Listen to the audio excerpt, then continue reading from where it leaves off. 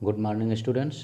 आज हम लोग क्लास 7th की हिंदी के व्याकरण में चैप्टर 9 मुहावरे और लोकोक्तियाँ का अध्ययन करेंगे। इस मुहावरे और लोकोक्तियों के पार्ट फर्स्ट में हम सबसे पहले मुहावरे का अध्ययन करेंगे और उसके बाद लोकोक्तियों का, फिर उसके बाद इस पाठ पर आधारित एक्सरसाइजों का अध्ययन करेंगे। लेकिन मुहावरे और लोकोक्तियों का अध्ययन करने से पहले हम आपको बता दें कि यदि इस चैनल को आपने सब्सक्राइब नहीं किया है तो चैनल को सब्सक्राइब अवश्य कर लें, क्योंकि आपके सिलेबस से संबंधित सभी वीडियो, चाहे वह व्याकरण का हो अथवा आपकी पाठ्यपुस्तक का हो, लिटरेचर का, वो सारे वीडियो आपको इस चैनल पर मिल जाएंगे। वीडियो को अधिक से अधिक लाइक और शेयर करें, बेल आइकन भी दबा दें, जिससे कि आपके सिलेबस से संबंधित वीडियो अपलोड होते ही उसका नोटिफिकेशन आपके पास तुरंत पहुंच जाए। तो और हमें भी कमेंट करके ये ज़रूर बताएं कि ये वीडियो आपको कैसा लगा। तो आइए हम सबसे पहले मुहावरे का अध्ययन करते हैं कि मुहावरा किसे कहते हैं। देखिए, मुहावरा जो वाक्यांश सामान्य अर्थ को छोड़कर किसी विशेष अर्थ को प्रकट करता है उसे मुहावरा कहते हैं। यानी जो वाक्यांश सामान्य अर्थ को छोड़कर किसी विशेष अर्थ को प्रकट करता है उसे मुहावरा कहा जाता है। मुहावरे में जैसे देखिए, एक मुहावरा है कान भरना। कान भरना, इसका अर्थ होता है चुगली करना। अब इसका हम वाक्य प्रयोग करते हैं। कान भरने वालों पर विश्वास करने वाले प्रायः धोखा खा जाते हैं। ये इसका वाक्य प्रयोग हो गया कि कान भरने वालों पर विश्वास करने वाले प्रायः धोखा खा जाते हैं। उसी तरह से दूसरा मुहावरा है अक्ल का दुश्मन। इसका अर्थ होता है मूर्ख। इसका वाक्य प्रयोग होगा तुम्हारी बात उसकी समझ में बिल्कुल नहीं आएगी, वह तो अक्ल का दुश्मन है। ठीक ना। उसी तरह से तीसरा मुहावरा है पीठ दिखाना। लड़ाई से भाग जाना। भारतीय सैनिक कभी भी पीठ नहीं दिखाते हैं। ये इसका वाक्य प्रयोग है। तो ये था मुहावरा। इसी तरह के आपके बुक में अनेकों मुहावरे दिए गए हैं, उसको आप वहाँ से और भी लर्न कर लीजिएगा। ये मैंने केवल आपको एक उदाहरण स्वरूप 3 मुहावरे दिया है, बताया है, समझाया है। अब आइए हम इसके दूसरे पार्ट लोकोक्तियाँ, इसका अध्ययन करते हैं। देखिए, लोकोक्तियाँ यानी लोकोक्ति शब्द का बहुवचन है। लोकोक्ति शब्द लोक और उक्ति 2 शब्दों से मिलकर के बना हुआ है। ठीक है ना। लोकोक्तियों को हम कहावत भी कहते हैं। तो लोकोक्ति एक ऐसा कथन होता है जो पूरा अर्थ देता है, अर्थात किसी बात को प्रमाणित करने के लिए प्रमाण रूप में प्रस्तुत किया जाता है इसको, तो उसे हम लोकोक्ति कहते हैं। यह अपने आप में पूरा अर्थ देता है और मुहावरा जो होता है वह वाक्यांश मात्र होता है, वाक्य का एक अंश मात्र होता है। जैसे देखिए, यहाँ एक पहली लोकोक्ति जो है आँख का अंधा नाम नयन सुख, ये पूरा वाक्य जो है पूरा अर्थ दे रहा है। इसका अर्थ होता है गुणों के विरुद्ध नाम होना, यानी गुणों के विपरीत नाम होना या गुणों के विरुद्ध नाम होना। जैसे वह एक मजदूर है परंतु नाम है करोड़ीमल, इसे कहते हैं आँख का अंधा नाम नयन सुख, क्योंकि करोड़ीमल उसका नाम होता है जिसके पास करोड़ों रुपए रखे हों, करोड़ों रुपए का वो लेन देन करता हो। लेकिन एक मजदूर है, उसका भी नाम करोड़ीमल है, तो इसी को कहते हैं आँख का अंधा नाम नयन सुख। ठीक है ना। उसी तरह से दूसरी लोकोक्ति कंगाली में आटा गीला। इसका अर्थ होता है मुसीबत पर मुसीबत आना। जैसे लोग कहते हैं ना, अक्सर देखा जाता है कि भाई एक मुसीबत ख़त्म नहीं हुई, दूसरी मुसीबत भी आन पड़ी है, तो वही है मुसीबत पर मुसीबत आना, यानी कंगाली में आटा गीला। इसका वाक्य प्रयोग देख लेते हैं। एक तो रामू की नौकरी चली गई और दूसरे उसके घर में चोरी हो गई, इसे कहते हैं कंगाली में आटा गीला होना। नौकरी जाने से रामू वैसे ही दुखी था और उसके घर में जो कुछ था वो भी चोर उठा ले गए। वो नहीं, एक विपत्ति तो नौकरी के चले जाने के रूप में वैसे आई थी और दूसरी चोरी के रूप में उसके पास आ गई, तो इसी को कहते हैं कंगाली में आटा गीला।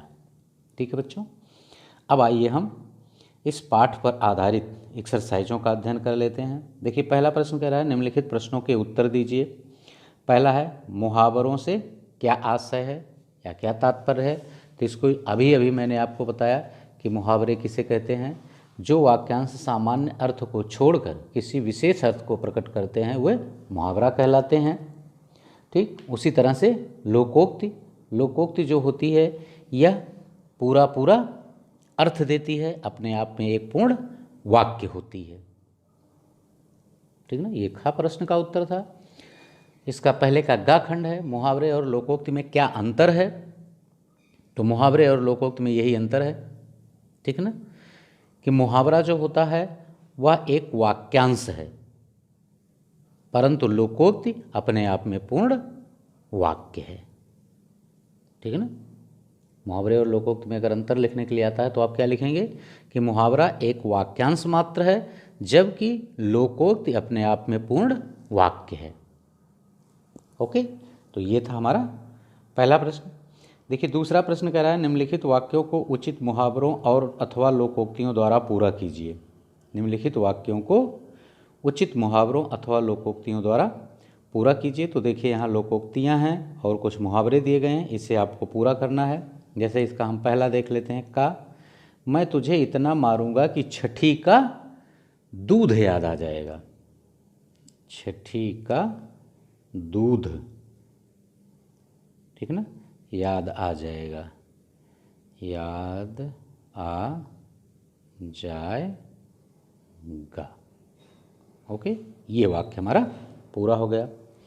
उसी तरह से देखिए खा है दूसरा, नौजवान बेटे के मरते ही बूढ़े बाप पर विपत्तियों का पहाड़ टूट पड़ा। विपत्तियों का पहाड़ टूट पड़ा, ये हमारा खा पूरा हो गया। ठीक ना। हम तीसरा विकल्प देखते हैं इसका, दूसरे प्रश्न का, बड़े दिनों के बाद मिलो हो भाई, तुम तो बस ईद के चाँद हो गए।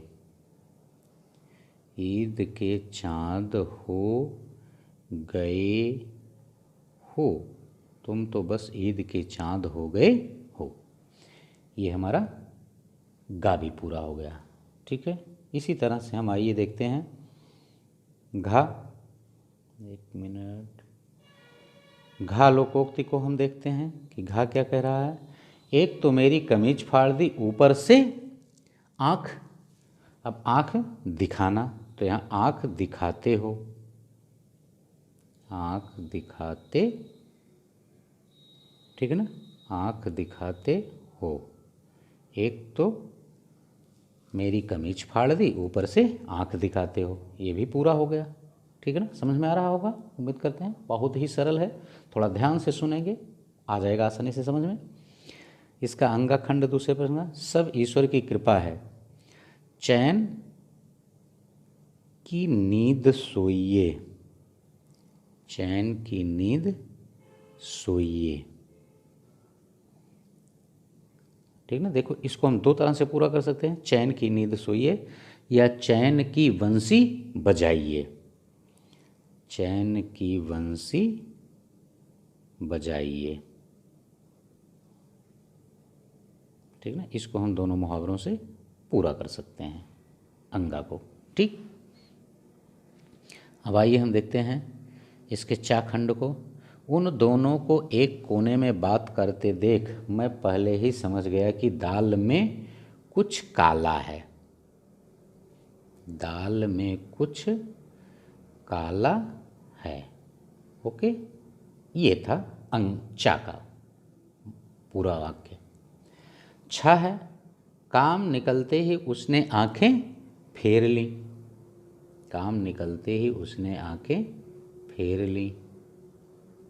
ठीक, जैसे ही आप इसी को कहते हैं मतलबी होना, जब उसका काम निकल गया तो उसने आंखें ही मुझसे फेर ली, अब वो मुझसे बातें ही नहीं करता है।